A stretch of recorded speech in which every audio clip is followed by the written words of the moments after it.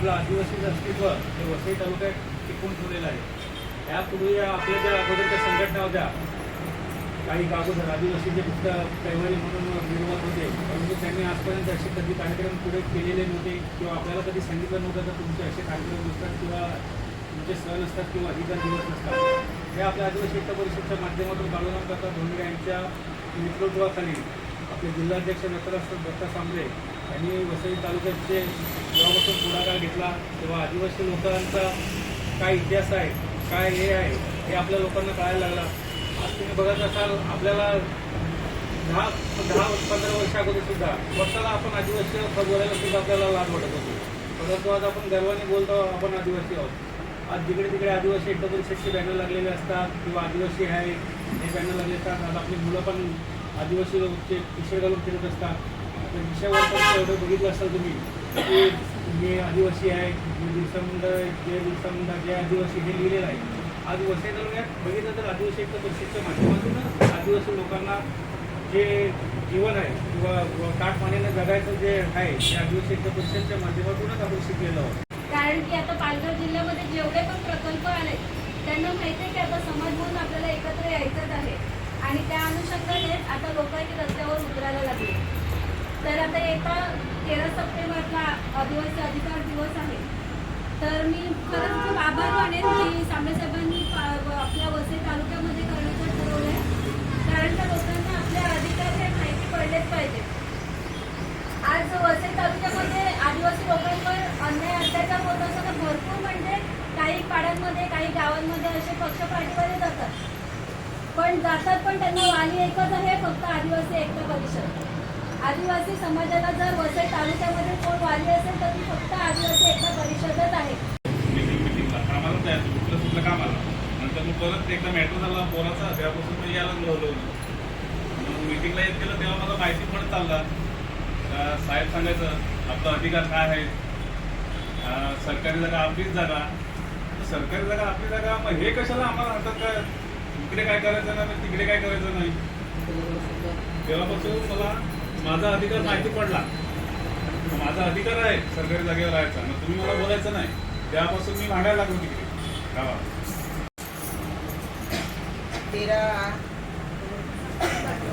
September कार्यक्रम तर करायचाच आहे, पण आता 9 ऑगस्टचा कार्यक्रम आपला सगळ्यात चांगला झाला। सगळ्यात जास्तीत जास्त लोक होती आणि पालघर असो का वसई असो का कुठेही आपल्या महिलांची सगळ्यांची तयारीच असते जायची, का आपण जाऊयात ना, जायलाच पाहिजे का संघटना आपली आहे, दुसऱ्यांची नाही काम असो किंवा नसो आपलीच संघटना आहे असं करून यायचं।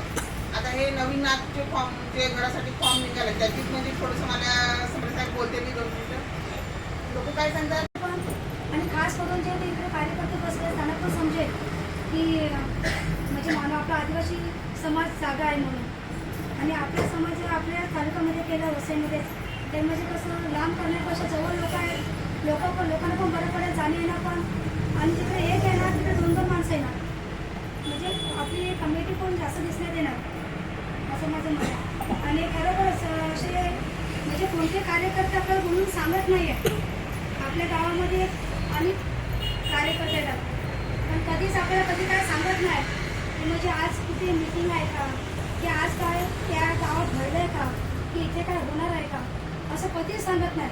पण आपल्याला या संघटनेमध्ये आल्यावर आपल्याला एवढं समजते की प्रत्येकाला कधी लोक बोलवतात, मला आज मोठे मोठे मिटिंगला जातात, कुठे साहेब लोक मिटिंगला जातात, पण ते स्वतःपासून लपवत नाही, आणि जे आपल्याला महिनाभराचे सगळं जे काय होते ते आपल्याला मिटिंगमध्ये आपल्याला सांगतात, आज संडेला मिटिंग आहे या, म्हणजे प्रत्येक गोष्ट आपल्याशी शेअर करतात ते लोक, कधी स्वतःहून कोणतं काम करत नाही आहे आणि आपल्याला विचारल्याशिवाय कोणतंच काम करत नाही। त्याच्यामुळे खूप त्यांची उपकार आहे, कारण की आपल्याला प्रत्येक गोष्ट माहिती पडते, आज या गावामध्ये हे झालं, आज गावात ते झालंय, खूप टेप पडते। त्याच्यामुळे बस एवढं शोधत होते, आणि येईल त्याला घर ना तार आहे, जाईल त्याला रस्ता आहे। आदिवासी संघटना अशी आहे का अशी संघटना आहे की रात्र दिवस सर्वांची कामं करते आणि करत राहील। मगाशी बोललो मी तसं, येईल त्याला घर ना जाईल त्याला दार, सगळं आमच्या सोबत राहतील, त्यांच्या अर्ध्या रात्री दिवसा सकाळी आम्ही त्यांच्या मागे पाठीशी उभे राहू आणि राहतातच। आता सगळ्यांनी ऐकून घे, संत्री मंत्री 1994 साली युनोमध्ये म्हणजे जी पूर्ण देशाची एक मीटिंग भरते, त्या मीटिंगमध्ये हा दिवस त्याला मान्यता देण्यात आली आणि तेव्हापासनं तो दिवस साजरा करायचा ठरला.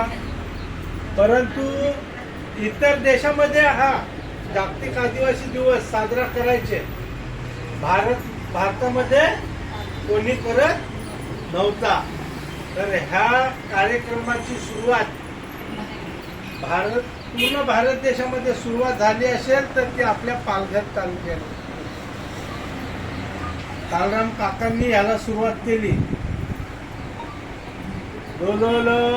2006 की 7 ला काकांनी पहिला आदिवासी जागतिक दिवस पालघर तालुक्यात केला.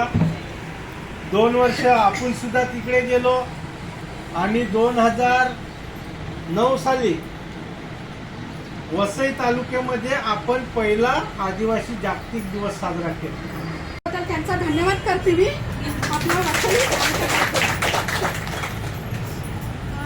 आपला हा जो आता 9 ऑगस्ट कार्यक्रम झालेला आहे त्या पालघरच्या त्याच्यामध्ये हा खूप चांगला झालेला आहे. खूप लोक होती त्याच्यामध्ये, तसंच मुलं पण होती आपली आणि प्रत्येक वेळेला मुलं ती येतातच आपली. आणि हा आपला सण होता नाचले म्हणून आम्ही सांगत आहे, प्रत्येक जण सांगत होता की नाचायपुरतीच येतात तसं मुलं, पण तो आपला दिवस आनंदाचा होता. त्या मुलांनी साजरा केलेला आहे, नाचलं पाहिजे, तो आपण साजरा करून दाखवलेला आहे. तसंच आता आपला 13 सप्टेंबर हा कार्यक्रम आपला होतो आहे, साहेबांनी सुचवलं आपल्याला केसाचा करायचा आहे. आणि जेव्हा आमचा जिल्ह्याला आमचा मीटिंग झाली त्याच्यामध्ये पण आम्ही सांगितलं की आम्हाला आम्हाला इथे करायचं आहे. त्यांचं मत होतं की आमच्याकडे करावं, मग दुसरे कार्यक्रम जे आहे हे म्हणे मग आमच्याकडे करा, पण हा कार्यक्रम आहे जो तो आम्ही इथे करतो. हे साहेबांनी आम्हाला तिथे सुचवलं, आम्ही तिथे बोललो तिथे.